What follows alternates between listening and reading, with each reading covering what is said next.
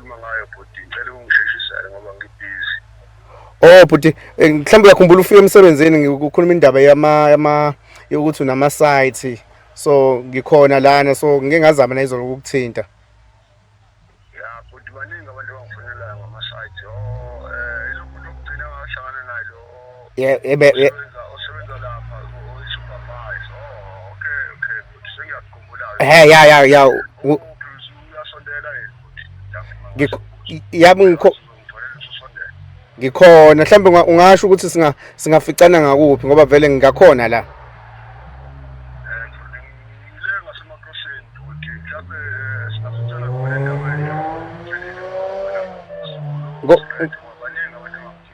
Ngoba si requestile lana vele ngibhala emacrossing lapho izobe simshiya khona impela mabhala emacrossing ngizolinda khona emacrossing masiyama ngikhombisa iside lapha Oh imali bafu mhlambe uzobe ugqokeni ngenzela ukuthi ngisheshe ngikubone umuntu mayefika endaweni engayijwayele uyazi ulungile indawo yena indawo inside lena ethenga yabona mfethu indawo emkhulu le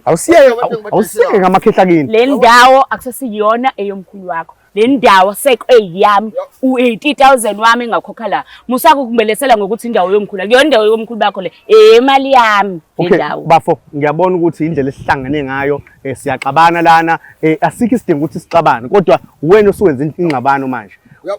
okay ngithe mina ngubhuti osekambona ngithi akwazi ungibona ngithi ngilalela suka nawe ngibonisa abantu ngihambi kodwa ngiyokomkhulu kushuthi wena imali zabantu ingakho ngokungibalekela sikhotheni umdala ngisacela silalelane ke njengamanje sengizocela silalelane ngoba kuzoba nje nesikhathi esincane ngizosinje igadi lami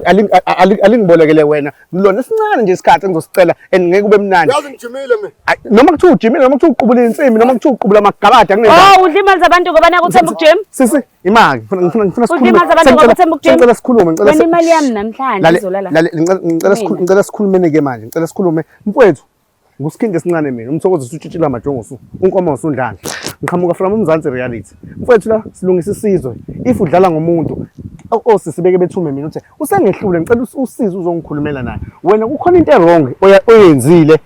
udlala ngayo sisi engicabanga ukuthi uqola nabanye abantu sisi ngicela umchazele ukuthi njoba silana nje kumayelana nani njoba sila ngihlangane nawe uyangazi emsebenzini uzodeliver hayi saxoxa masixoxa lalela webafu lalela bafu lalela uma sixoxa nawe kwangena indawo mina shuthi ukhazule ngasukela eThekwini ngizodlala la yabona bhuti ngifuna lakho uzolisusa lapho uzolisusa yabona ke imali yakho khona ususa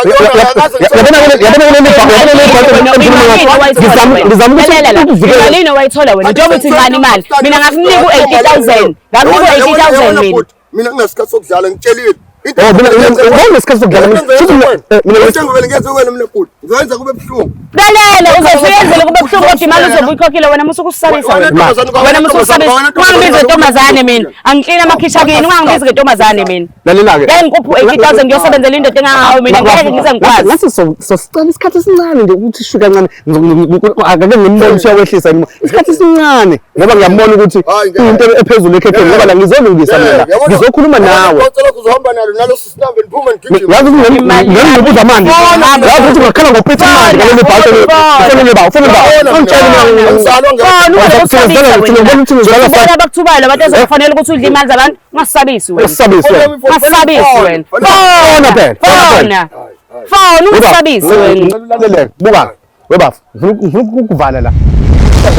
ufuna ukuthini nalesi mikona nomhlaba esimkona usaphinde usawudayisa khona bhuti umuntu okufanele namhlanje bengilindelele bengitshela ukuthi wena ezokunika le ndawo bhuti njengoba usukhona kodwa manje udlala ngammoshela isikhathi kushuthi mina sengizothola uphiso omncane njengoba